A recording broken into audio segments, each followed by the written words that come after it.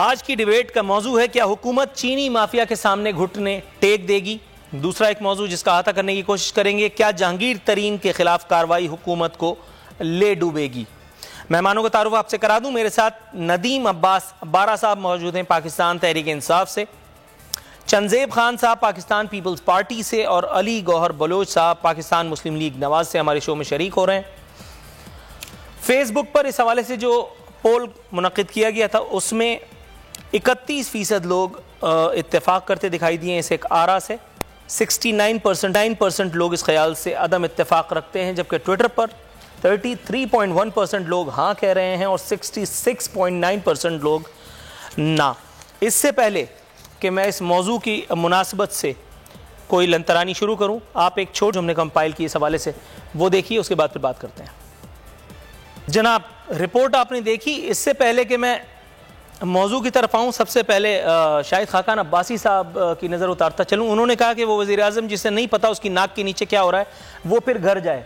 मेरा ख्याल है शाहिद खाकान अब्बासी को सियासत से तौबा कर लेनी चाहिए, मुसल्ला बिछाएं, नफिल पढ़ें, अल्लाह अल्लाह करें और नवाज शरीफ का नाम तक फरामोश कर दें, क्योंकि जिस नवाज शरीफ के नाम के नारे वो अब तक लगाते चले आ रहे हैं वो खुद एक ऐसा वज़ीर आज़म साबित हो चुका है पाकिस्तान की सियासी तारीख का अगर जायजा लिया जाए, जिसको कक नहीं पता था कि उसकी नाक के नीचे कारगिल में जनरल मुशर्रफ ने अकेले वॉर कैसे शुरू कर दी। अब आते हैं अपने मौजू पर कि क्या हुकूमत चीनी माफिया के सामने घुटने टेक देगी। बात हो रही थी खान साहब के एहतसाब के दावों की। किसी को एहतसाब के खान साहब की स्पिरिट पर या उनके अज़्म पर शुबा हो तो हो, मेरा ख्याल है पाकिस्तान में मैं वाहिद आदमी होऊंगा जो इमरान खान साहब की स्पिरिट पर शुबा करने की गलती करूंगा। बिल्कुल नहीं, मुझे कोई गलती नहीं है। मुझे बिल्कुल यकीन है कि खान साहब किसी एक आदमी को भी नहीं छोड़ेंगे।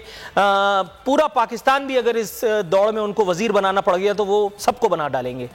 इससे पहले उन्होंने जिसका एहतसाब किया है, मैं एक दो रोज़ के अंदर अंदर उनका नाम बता देता हूँ।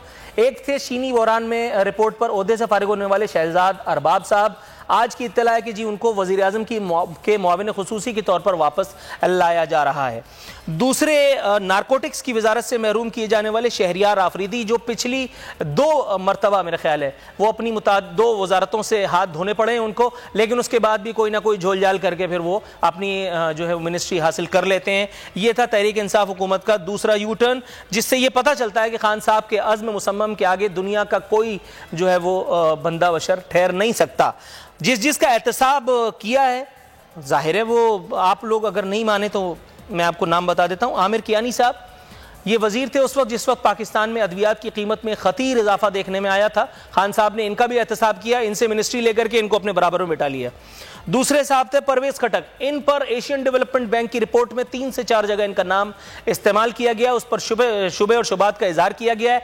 उस रिपोर्ट की रोशनी में माँ सिवाय एक कचरे के ढेर के वो जो पेशावर में मेट्रो मनसूबा बन रहा है वो कुछ भी नहीं है, और वो बनाने का तमाम तर सेहरा या ज्यादातर सेहरा परवेज खटक साहब के साथ है। परवेज खटक साहब को इस जुर्म की पादाश में प्रमोशन दे करके मरकज ले आकर के और बेकार का नाम नेहाद वजीर दिफा बना दिया गया है। जुल्फी बुखारी साहब की मेरा ख्याल है कि इनकी अजमत पे तो किताबें लिखी जाएंगी आने वाले दौर में, लेकिन ये बता देना ही काफ़ी है कि नैब इनको हालिया दिनों में एक इल्ज़ाम से क्लीन चिट दे चुकी है, कोई सबूत शवाहिद ना मिलने की पादाश में। क्या आप कोरोना के खौफ से हैं डिप्रेशन का शिकार? अब ना हो परेशान, बोल ला रहा है महफूज पाकिस्तान के तहत डॉक्टर ऑनलाइन। माहिरीन सेहत से पूछें कोरोना से मुताल्लिक अपने सवालात। राब्ते के लिए फोन उठाएं और डायल करें 021-350-91425, 021-3509-1433। लाइव कॉल्स दोपहर 2 से 3 और शाम 5 से 6 के दरमियान। आप अपने सवालात व्हाट्सएप पर भी भेज सकते हैं 0337-0310-377। जवाबात स्क्रीन पर दिए गए औकात मुकर्ररा में नशर किए जाएंगे। सुबह 10 बजे, सुबह 11 बजे, शाम 7 बजे, रात 8 बजे, रात 10 बजे और रात 11 बजे। तो जुड़े रहिए बोल के साथ, क्योंकि बोल का पैगाम महफूज पाकिस्तान।